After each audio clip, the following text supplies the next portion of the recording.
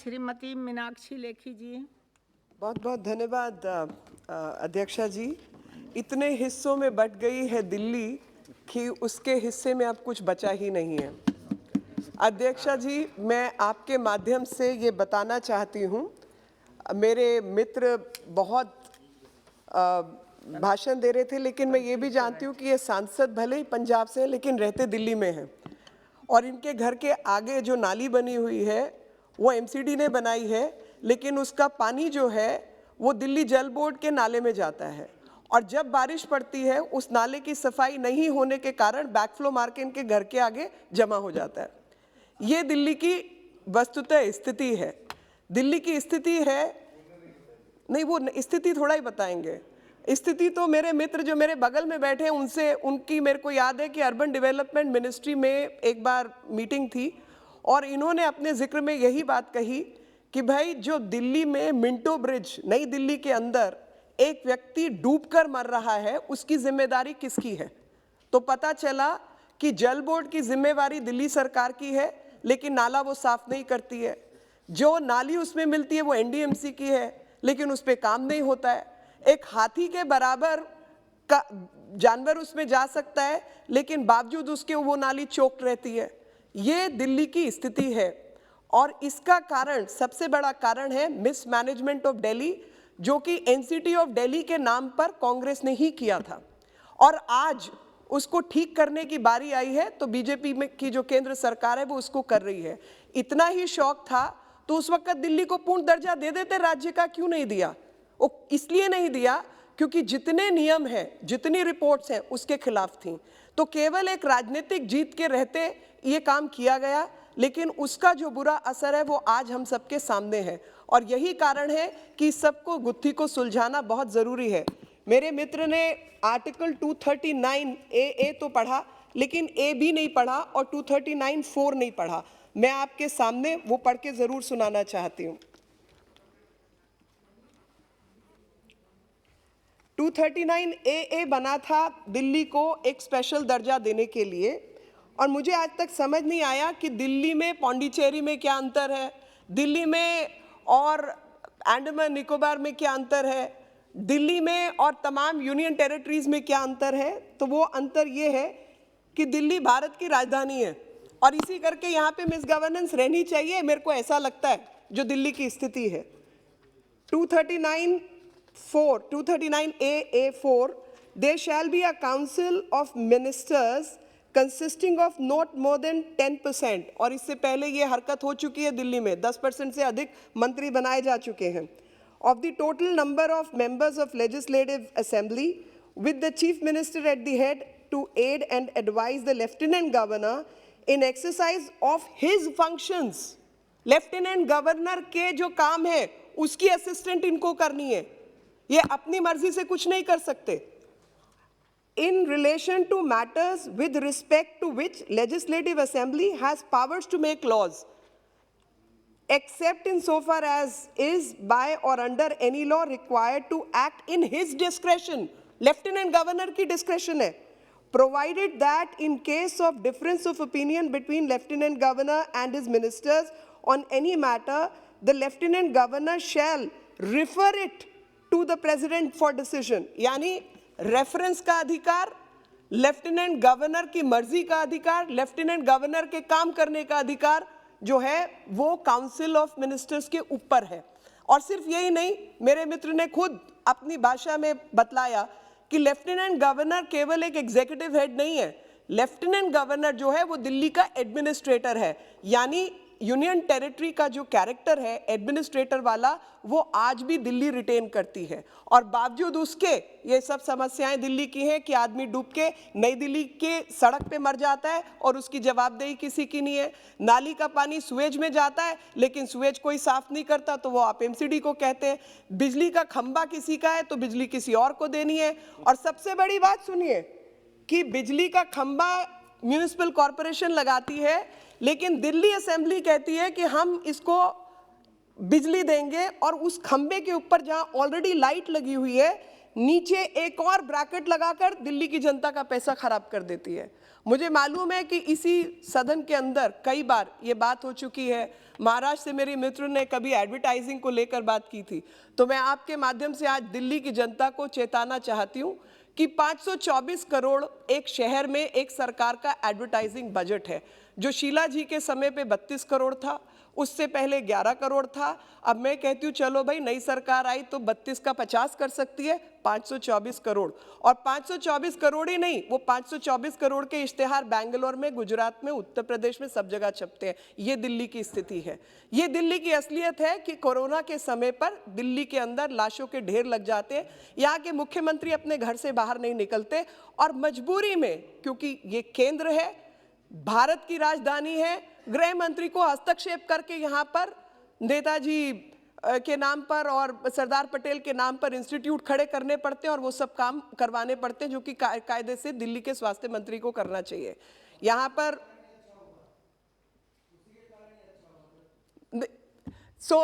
आपको ये समझना होगा कि दिल्ली पर सिर्फ देश की नहीं, पूरी अंतर्राष्ट्रीय निगाह लगी रहती है।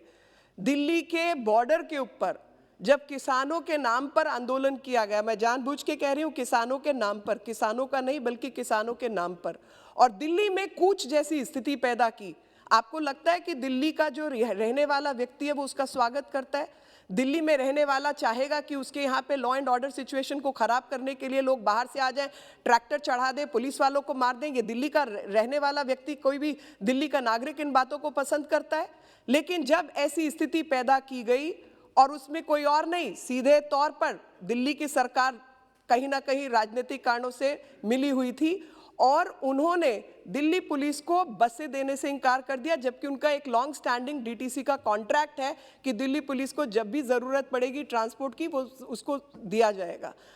चाहे वो डीटीसी का घोटाला हो, वायदा किया जाता है कि हम दिल्ली में नई बसें चलाएंगे, लेकिन दिल्ली में कोई नई बस नहीं चली। जब ये लोग सरकार में आए थे तकरीबन 6000 बसें दिल्ली में थी, आज कम होकर वो 3-साढ़े 3000 बसें रह गई हैं, लेकिन वो पैसा जो बसों पे खर्च होना चाहिए था वो कहीं और खर्च हो रहा है। लगातार इस तरीके की बदनसीबी दिल्ली वालों के हिस्से आई है। अब उस बदनसीबी को ठीक करने के लिए अगर संविधान के द्वारा जो स्कीम ऑफ थिंग्स है उसकी इम्प्लीमेंटेशन सरकार करने का प्रयास कर रही है, तो इन लोगों को तकलीफ क्यों हो रही है? क्योंकि इन्हीं लोगों ने, ये बवाल क्रिएट करने वाले कोई और नहीं बल्कि कांग्रेस की ही सरकार थी, जिसने इस तरीके का विभाजन खड़ा किया, जहां पे 3 MCDs देखा जाए तो मेरे जो बाकी राज्यों से आने वाले मित्र हैं उनको ये बात समझ नहीं आएगी कि पानी राज्य सरकार का काम होता है या म्यूनिसिपैलिटी का काम होता है। अधिकतर राज्यों में, जहां मैं जानती हूँ जहां राज्य है, वहाँ पे म्यूनिसिपैलिटी के हिस्से पानी आता है। अभी कुछ दिन पहले मेरी एक कॉलेज में मेरे साथ पढ़ने वाली सीनियर का फ़ोन आया कि चित्र विहार के अंदर बड़े दिनों से पानी नहीं आ रहा और सुएज का पानी मिक्स होके आ रहा है, तुम कुछ करती क्यों नहीं हो?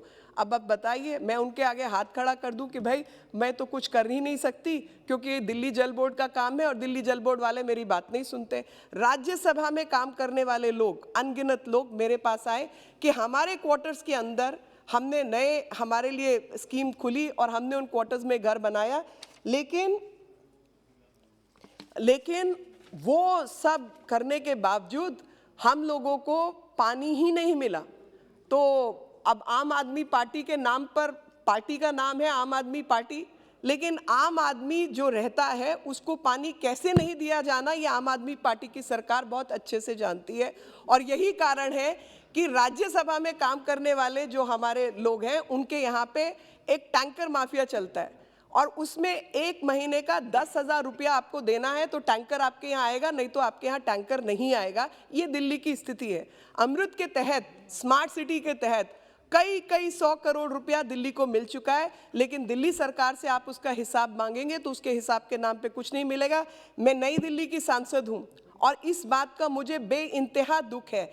नई दिल्ली जो भारत की राजधानी है, कई मेरे मित्र जो दक्षिण भारत से, उत्तर प्रदेश, कई जगहों से आते होंगे, वो हैरान होंगे कि नई दिल्ली के अंदर कुछ नहीं 5 किलोमीटर के दूरी पर पटेल नगर जैसी एक रिहायशी बस्ती है, जिसमें आज तक पीने के पानी की पाइपलाइन ही नहीं है। आप सोच सकते हैं ये दिल्ली है, ये दिल्ली है। आंध्रा वाले मित्र मेरी तरफ देख के इशारा कर रहे हैं, क्योंकि आंध्र प्रदेश में उनकी कॉन्स्टिट्यूएंसी में पानी पहुंच चुका है, लेकिन नई दिल्ली के अंदर सेक्टर 2 गोल मार्केट, वहां पर मेरे आने तक पानी नहीं था। आपको हैरानी होगी, और all India institute of medical sciences, जिसके सब जो वहां पे स्टाफ क्वार्टर्स है, वहां पर पहली बार पानी की पाइपलाइन लड़ झगड़ के एनडीएमसी से, क्योंकि वो गृह मंत्रालय के तहत काम करती है, कुछ मेहनत करके वहां पर हमने पहली बार पानी पहुंचाया, नहीं तो वहां पर पीने के पानी के लिए पाइप वाटर सप्लाई नहीं थी। ये नई दिल्ली की स्थिति है,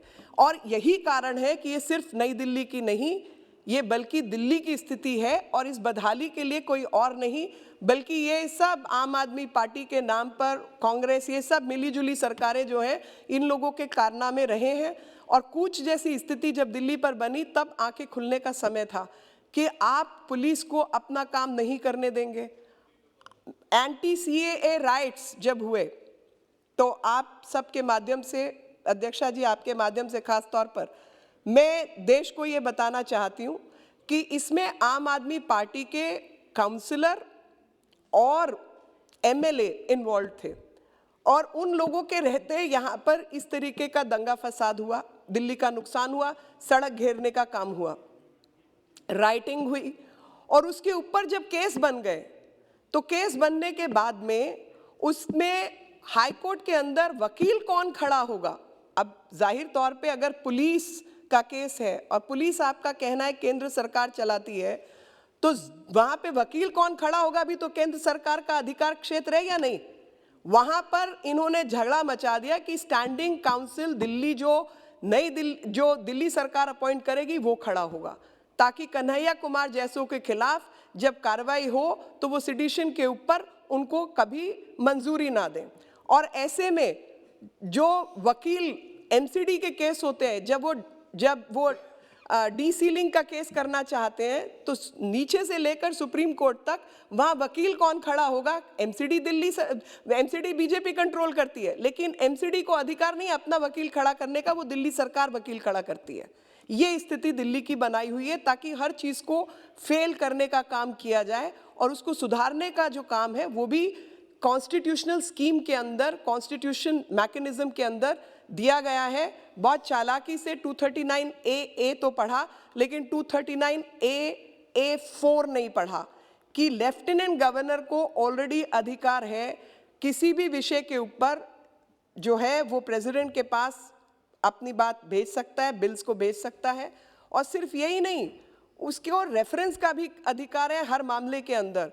और जब लोग कहते हैं फेडरल स्ट्रक्चर, मुझे लगता है अमेरिका में कुछ ज़्यादा पढ़ के आ जाते हैं और वहाँ से इतने प्रभावित हो जाते हैं कि भारत का संविधान भूल जाते हैं। और वो भारत का संविधान जो है वो फेडरल स्ट्रक्चर नहीं है, हम क्वाज़ाई फेडरल स्ट्रक्चर है, जहाँ पे केंद्र की महत्ता राज्य की महत्ता से कहीं अधिक है। और यही कारण है कि भारत इकट्ठा है। अगर राज्यों को ये अधिकार दे दिया जाए जहाँ पे भिन्न भिन्न पार्टी के लोग भिन्न भिन्न शासन करें, तो आपने एक उदाहरण केरल में भी देखा कि एनफोर्समेंट डायरेक्टरेट केस फाइल करता है क्योंकि वहाँ पे गोल्ड स्मगलिंग चल रही है और तमाम तरीके की रैकेटिंग चल रही है, तो ईडी के खिलाफ केस कर देते हैं। आप सोचिए, ये फेडरल स्ट्रक्चर का हिस्सा नहीं है, ये क्वाज़ाई फेडरल स्ट्रक्चर है, जिसके अंदर कुछ विषयों के ऊपर केंद्र की महत्ता हमेशा रहेगी और रहनी चाहिए। और ये मैं नहीं कह रही, बालाकृष्ण रिपोर्ट है दिल्ली को लेकर।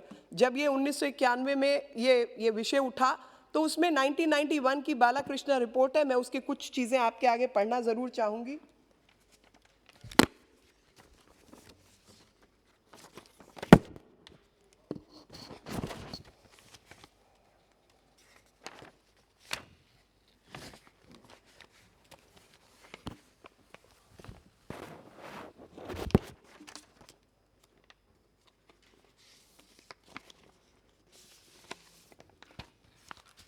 अध्यक्षा जी, बालाकृष्ण रिपोर्ट ने कहा कि full statehood cannot be extended to NCT of Delhi considering its importance as the seat of union government. Bharat की राजधानी होने के कारण, यूनियन की सरकार यहाँ होने के कारण दिल्ली को कभी भी पूर्ण राज्य का दर्जा नहीं दिया जा सकता। ये बात मेरी कही हुई नहीं है, बल्कि ये बात बालाकृष्ण रिपोर्ट में कही गई है। और इसीलिए कुछ यूनिक फीचर्स हैं जिसमें एलजी का रोल बहुत महत्वपूर्ण है, और वो एडमिनिस्ट्रेटर है मनीष जी की अपने शब्दों के अंदर। और जो मॉडल तैयार किया गया, the model of government of union territory act 1963, उसको फॉलो किया जाना चाहिए, जिसमें creation of local legislative assembly, council of minister with restricted powers, उसमें रिस्ट्रिक्शन है। आप सोच सकते हैं कि जहाँ पे संसद के अधिकारों की बात आएगी, हम लोग कौन सी एडमिनिस्ट्रेटिव, हम लोग संसद में बैठे हैं, केंद्र सरकार को लेकर रिप्रेजेंट कर रहे हैं, लेकिन क्या डे टू डे फंक्शनिंग पे किसी भी सरकार के हमारा कोई अधिकार है? जवाब है नहीं। डे टू डे फंक्शनिंग पे किसी भी चुनी हुई सरकार का अधिकार नहीं है। लेकिन यहाँ पर दिल्ली की एक राज्य सरकार ये क्लेम करती है मेरा अधिकार है कुछ भी इन्वेस्टिगेट करने का, कुछ भी इंक्वायर करने का और किसी भी हद तक जाने का, जो अधिकार उनके पास नहीं है। और खास तौर पे जब रिस्ट्रिक्टेड पावर्स की बात, बालाकृष्ण कमेटी रिपोर्ट और इतने सारे सुप्रीम कोर्ट के जजमेंट, हाई कोर्ट के जजमेंट्स ने कही है, तो ये अपने आप से उस अधिकार को अज्यूम नहीं कर सकते कि ये अधिकार मेरा है और मेरी मर्जी यहाँ चलेगी, या मर्जी आपकी नहीं, यहाँ दिल्ली के लोगों की मर्जी चलेगी। और जब आप कहते हैं आप चुनी हुई सरकार है, तो मान लीजिए कि हम सब भी चुने हुए लोग हैं, यहाँ पे म्यूनिसिपल कॉरपोरेशन भी चुने हुए लोगों की है। ये बैलेंस ऑफ पावर है और इस बैलेंस ऑफ पावर के अंदर किसी राज्य सरकार को अधिकार नहीं है, आम आदमी पार्टी को अधिकार नहीं है कि भाजपा के कार्यों में हस्तक्षेप करे और कामों को रोके। बोलने दो, अच्छा विषय। Executive powers to be retained in union of India, ये रिपोर्ट में है। एग्जीक्यूटिव पावर्स जो हैं वो रिटेन की जाएंगी और सेंटर के, केंद्र के इंटरेस्ट को प्रोटेक्ट किया जाएगा। अभी केंद्र का इंटरेस्ट दिल्ली में क्या है? एक तो यहाँ पर राजधानी है, प्रधानमंत्री किसान सम्मान निधि पूरे देश के किसानों को मिल गई, दिल्ली के किसान को नहीं मिलेगी क्योंकि आम आदमी पार्टी ने उसको इम्प्लीमेंट करने से मना कर दिया। आपको सब तरफ, मतलब सड़कों के ऊपर झुग्गी झोपड़ी लगाए हुए लोग मिलेंगे जिनको जबरदस्ती वहां बिठाया जाएगा और राज्य सरकार उसको नहीं हटाएगी क्योंकि वो एक वोट बैंक है। और उनको प्रधानमंत्री आवास योजना के तहत जो घर मिलने वाले थे वो घर उनको नहीं दिए जाएंगे क्योंकि यहाँ पे राज्य सरकार केंद्र सरकार के कामों में हस्तक्षेप करेगी। यहाँ पे अमृत का पैसा तो लिया जाएगा लेकिन पटेल नगर में पानी नहीं पहुंचाया जाएगा, चित्रा विहार के अंदर सुएज आएगा और हौस खास के अंदर लोग मुझे कहेंगे कि बहन जी यहाँ पर आप फेंसिंग करवा दो, हमारे घरों में बहुत शोर आता है। तो मैं कहूँगी जी पीडब्ल्यूडी के पास ये सड़क है और इस पीडब्ल्यूडी की सड़क का जो 19,000 करोड़ का इनका बजट है उसमें ये कुछ करवा सकते हैं। एमएलए के पास पैसा है, मेरे पास तो है नहीं। और सबसे बड़ी बात आप समझिए कि सांसद की सांसद निधि कितनी है? 5 करोड़ 1 साल की, और वो भी 2 साल के लिए नहीं है। लेकिन एक संसदीय क्षेत्र के अंदर 10 लेजिस्लेटिव असेंबलीज हैं और उन 10 असेंबलीज के अंदर एक एमएलए के पास 10 करोड़ रुपया है साल का, और जिसका वो इस्तेमाल नहीं करता। और मैं हंस के कहती हूँ, मतलब 1 साल के अंदर समझिए मेरे क्षेत्र में 10 into 10 100 यानी 100 करोड़ रुपया आप मेरे को खर्च करने का प्रावधान कर दें तो मैं आपको बताती हूँ नई दिल्ली के अंदर पानी बिजली कैसे पहुंचाया जाता है। और उसमें भी बिजली के जब ट्रांसफार्मर्स फटे जा रहे थे 2015 में, वो पैसा केंद्र सरकार से मैं मांग के लेके गई थी। मैंने रिक्वेस्ट किया था कि हमें पानी बिजली की बहुत असुविधा है, आप कुछ पैसा दे दीजिए। वो स्पेशल प्रावधान करा के किया, लेकिन लेबल उस पर अरविंद केजरीवाल ने अपना लगा दिया। पैसा हमने मांगा और स्पेशल प्रावधान मांगा। ये दिल्ली की स्थिति है। And executive power to be retained in Union of India and additional safeguards to be provided for protecting the center's interest in relation to every subject। ये स्कीम है कि सेंटर के, केंद्र के जो भी इंटरेस्ट है उनको प्रोटेक्ट किया जाएगा यूनियन के माध्यम से। काउंसिल ऑफ मिनिस्टर में aid and advice the administrator, lieutenant governor is the administrator, he is not a governor, he exercises more powers than a governor. A governor has to act on the aid and advice. In this case, aid and advice is to the lieutenant governor. The exercise of such functions which are delegated to him, however, this aid and advice would not be binding and the LG could form a different opinion. LG को अधिकार है अपनी अलग अलग मत रखने का, और फाइनल डिसीजन के पहले वो उसको प्रेसिडेंट को भेज सकता है। जब भी इंपॉर्टेंट कोई सर्कमस्टांस है तो उसमें वो डिसीजन भी ले सकता है। For stability alone, the provision for Delhi may be inserted. So constitution के अंदर कॉन्स्टिट्यूशनल अमेंडमेंट के द्वारा जो अभी किया जा रहा है, उसमें जो ये परमानेंट सवाल है कि दिल्ली राज्य है, केंद्र यूनियन टेरिटरी है, राज्य का पूर्ण दर्जा मिलना चाहिए, नहीं मिलना चाहिए, क्या होना चाहिए, उसके ऊपर एक क्वाइटस लग जाता है, उस पर एक सील लग जाती है कि भाई अब ऐसे ही काम होगा। लेफ्टिनेंट गवर्नर के अधिकार हैं, उसके तहत असेंबली को उसको सपोर्ट करना होगा, और आप इन मान्यताओं से बाहर आपके पास कोई अधिकार नहीं है। आपके पास अधिकार है दिल्ली की जनता की सेवा करने का। आप दिल्ली के मालिक नहीं हैं, जो कि दिल्ली के मुख्यमंत्री लगातार कहते हैं मैं दिल्ली का मालिक हूं। दिल्ली का मालिक कोई और नहीं, दिल्ली की जनता है, और जिसकी सेवा में हम सब खड़े हैं। एमसीडी भी खड़ी है और सांसद भी खड़े हैं, और दिल्ली ने हमें भी चुनकर भेजा है, हम भी चुनी हुई सरकार का हिस्सा है। हमारे अधिकारों का हनन भी उसका नहीं है। अधिकार अध्यक्ष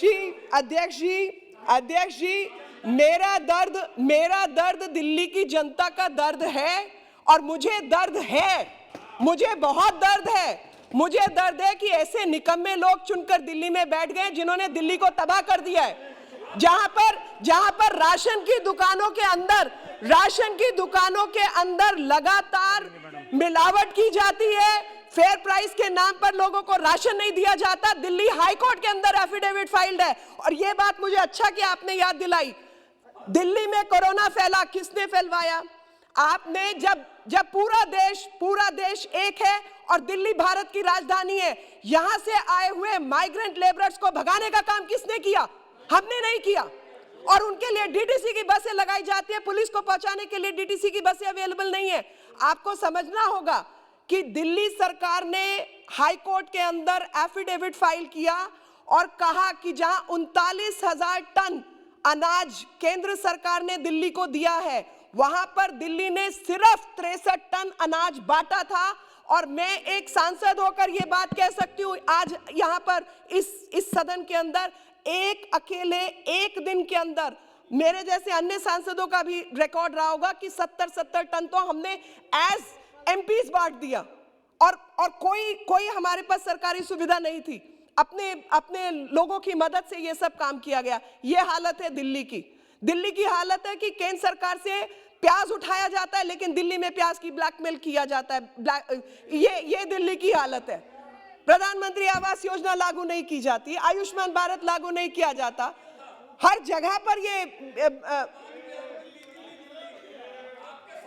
अधिकार, तो जो लोग ये कहते हैं, अध्यक्ष जी, मैं आपके माध्यम से स्कीम बताना चाहती हूं कि जो 239 AA है, उसको आपको पढ़ना पड़ेगा 239 AA4 के साथ, जहां पे लेफ्टिनेंट गवर्नर के अधिकारों को मुकर्रर किया गया है। और उसी के आधार पर सेक्शन 44(2) का जो अमेंडमेंट है वो लाया गया है, जिसमें बताया गया है कि एक्सप्रेशन है वो इन the name of lieutenant governor, यानी सरकार मायने तो एनसीटी ऑफ दिल्ली होगा। यानी आप जो सरकारी काम करेंगे उसमें लेफ्टिनेंट गवर्नर के नाम पर वो होगा, और वही एनसीटी ऑफ दिल्ली है, और यही दिल्ली की स्कीम है। और जो फॉर्मूला है और जो डेफिनेशन है उसके अंदर जो ऑल्टरिंग द डेफिनेशन, यानी गवर्नमेंट सरकार की डेफिनेशन, सरकार की कोई डेफिनेशन बदली नहीं गई है, क्योंकि सरकार की डेफिनेशन ही नहीं है।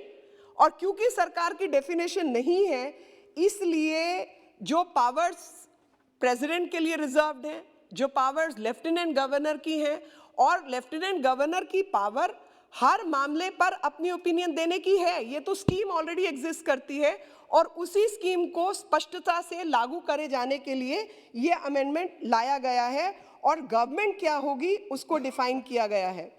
और जो मैसेज है, मैं आपको एक उदाहरण देना चाहती हूँ कि 2017 में प्रेसिडेंट के माध्यम से एक पहले बिल लाया गया 2015 में, Delhi right of citizen to time bound delivery of services, और उसमें इन्होंने गवर्नमेंट की जो डेफिनेशन है, टर्म गवर्नमेंट को बदलने का प्रयास किया गया और वो प्रेसिडेंट के पास जब भेजा गया तो प्रेसिडेंट ने उस गवर्नमेंट को ओमिट किया, उसको हटाया और उसके बाद ये असेंबली से पास हो सका।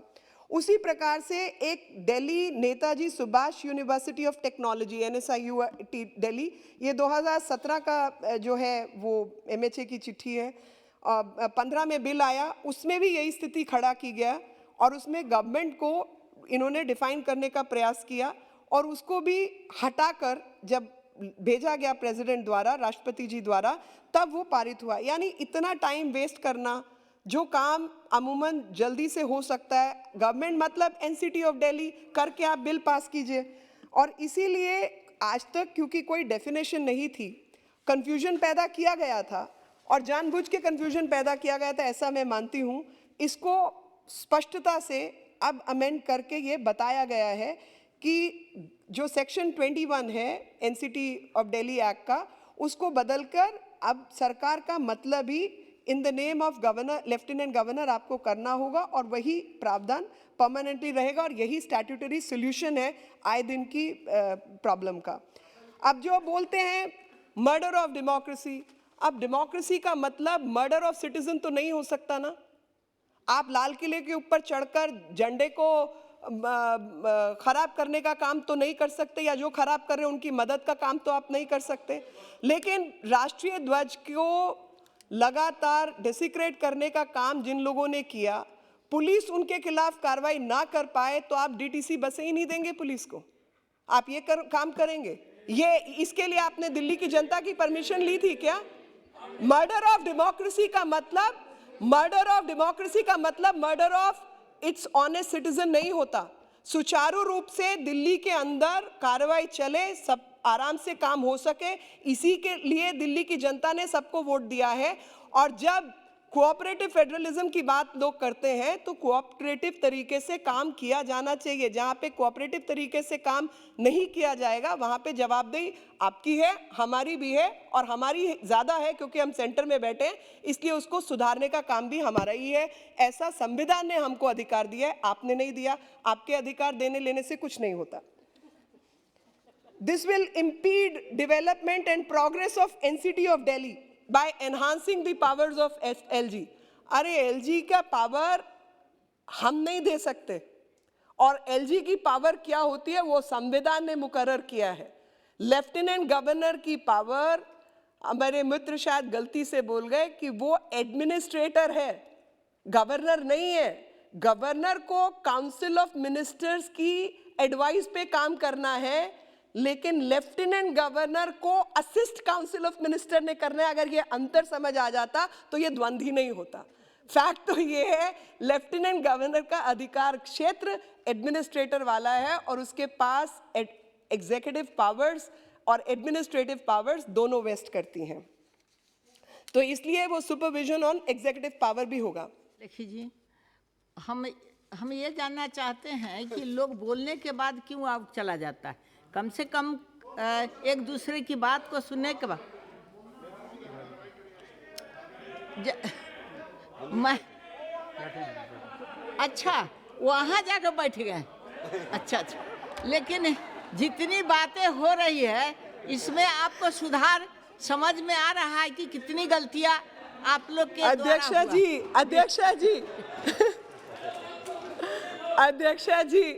जी, उन तक मेरी बात पहुंच रही है। वो सिर्फ चेहरा नहीं दिखा रही जी, चेयर को दिख नहीं रहे ना। मनीष तिवारी जी चेयर को दिख नहीं रहे, वो चेयर को दिखना भी चाहिए।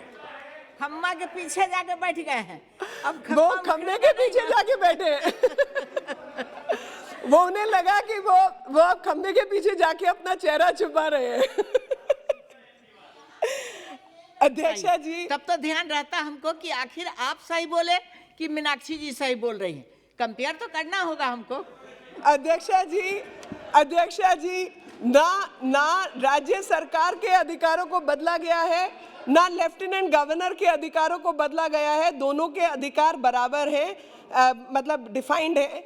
केवल और केवल उसका स्पष्टीकरण दिया गया है कि अगर ये संवैधानिक स्कीम है तो आज से आप कैसे काम करेंगे, और उस काम के अंदर ये स्पष्ट रूप से बताया गया है कि जहां पर भी कॉन्फ्लिक्ट होगा तो कैसे रिजॉल्व होगा, कॉन्फ्लिक्ट नहीं होगा तो क्या होगा, राष्ट्रपति जी के पास कौन सी चीजें जाएंगी और क्या। 2017 में मैं एक और बात अपने सब मित्रों को बताना चाहती हूँ। आप सोच सकते हैं कि किसी भी लेजिस्लेटिव असेंबली के अंदर ऐसा नियम बनाया जाए जहां पर संसद के नियमों का उल्लंघन हो। आप सोच सकते हैं? आप सोचिए 2017 में दिल्ली की लेजिस्लेटिव असेंबली ने जो एलोकेशन ऑफ बिजनेस रूल्स हैं और डिस्ट्रीब्यूशन ऑफ वर्क रूल्स हैं उनको अमेंड कर दिया। आप ये ऐसा सोच सकते हैं? कोई राज्य सरकार ऐसा करती है? ये एनार्किस्ट हैं, ये एनार्किस्ट हैं। आप किस किस्म के लोगों से डील कर रहे हैं आपको समझना होगा। और लेजिस्लेटिव असेंबली, कौन सी legislative assembly parliament of India के रूल्स बदल सकती है जी? इसको क्लैरिफाई किया है कि पार्लियामेंट ऑफ इंडिया के नियमों को असेंबली नहीं बदल सकती और दिल्ली की असेंबली तो बिल्कुल ही नहीं बदल सकती। अध्यक्ष जी, अरे हम भी चुने हुए हैं, हम भी चुने हुए हैं। बैठिए, आपसे ज्यादा वोट हमें मिले, आपसे ज्यादा वोट हमें मिले, हम भी चुने हुए हैं। बैठिए, चुनने से पहले पता कर लेना था कि लेफ्टिनेंट गवर्नर वाला राज्य है या गवर्नर वाला राज्य है, तो शायद ये कंफ्यूजन खत्म हो जाता। हम नहीं हारते, हम, और आपको हारने का बहुत एक्सपीरियंस है। मैं एक अब इन्होंने हारने की बात कही तो मेरे को लगा एक चुटकुला सुना दिया जाए। एक बार हमारे इंडिया की क्रिकेट टीम हार गई अपना इलेक्शन, तो कोहली ने उठा के फोन मारा अरविंद केजरीवाल को, जी आपको तो बहुत एक्सपीरियंस है हारने का, तो जरा मुझे बताइए कि अब मैं लोगों को कैसे फेस करूं। बोला कुछ नहीं, बोलो कि हमें अब डिजिटल बोर्ड नहीं चाहिए, हमें पुराने वाले बोर्ड चाहिए ताकि हम मैन्युअली उसको बदल सकें। ये बोर्ड की गलती है। नाम मत लीजिए, नाम नहीं लीजिए। हाँ, ये रिकॉर्ड में से निकाल दीजिएगा। अध्यक्षा जी, इस कॉम्प्लेक्सिटी के लिए कि मतलब अब मैं जाऊं अगर दिल्ली की डिटेल में, एडमिनिस्ट्रेटिव डिटेल में, तो यहाँ बैठे हुए लोगों को शायद समझ नहीं आएगा कि कैसी जगह है। और कि ड्यूसिव बनाता है डीडीए किसके तहत काम करता है? केंद्र सरकार के मिनिस्ट्री ऑफ अर्बन डेवलपमेंट। वो Delhi urban shelter improvement board, मतलब झुग्गी झोपड़ी क्लस्टर के देखने के लिए उसकी 10 साल की मियाद थी, वो बढ़ती चली जाती है और वो मियाद वो काम करता है दिल्ली सरकार के तहत और कोई काम नहीं करता। ये आप सबके सामने है। अच्छा जी।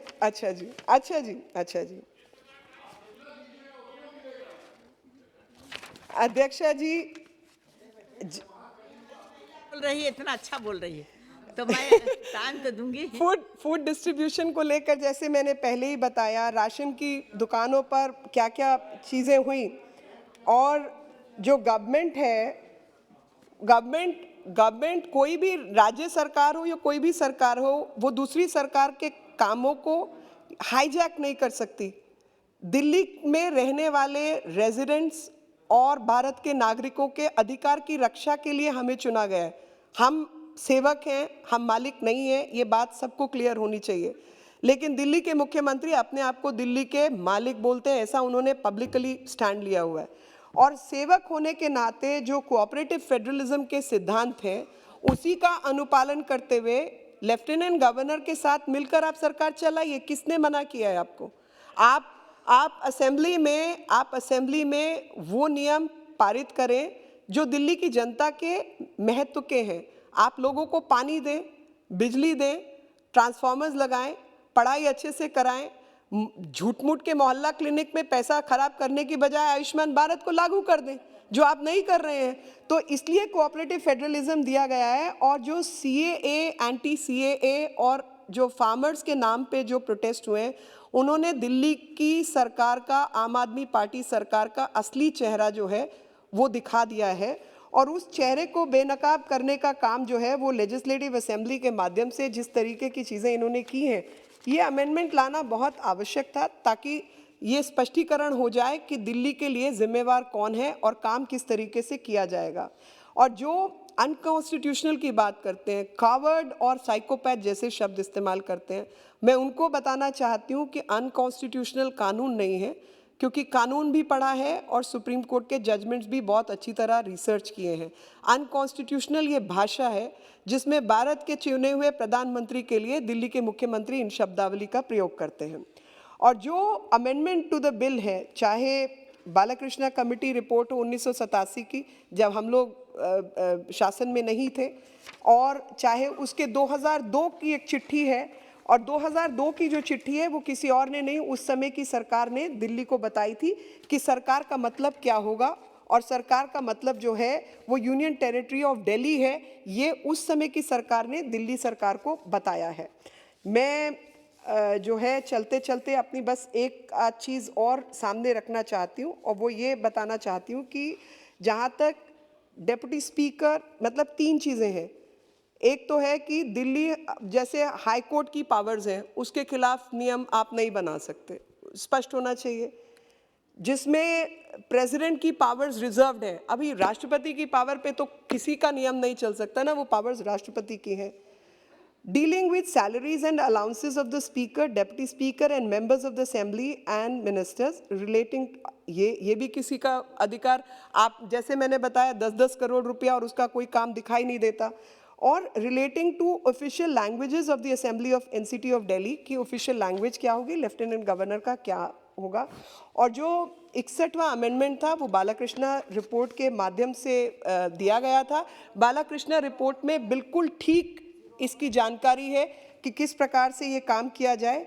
जो सॉवरेन, लेजिस्लेटिव और एग्जीक्यूटिव पावर्स हैं वो जो है स्टेट के पास है, उसमें पार्लियामेंट के अधिकार को भी डिफाइन किया गया है। और डिफरेंट, भले ही कोई पॉलिटिकल पार्टी अदलती बदलती रहे, लेकिन दिल्ली की जनता को नुकसान नहीं होना चाहिए, इसलिए ये अमेंडमेंट लाया गया है।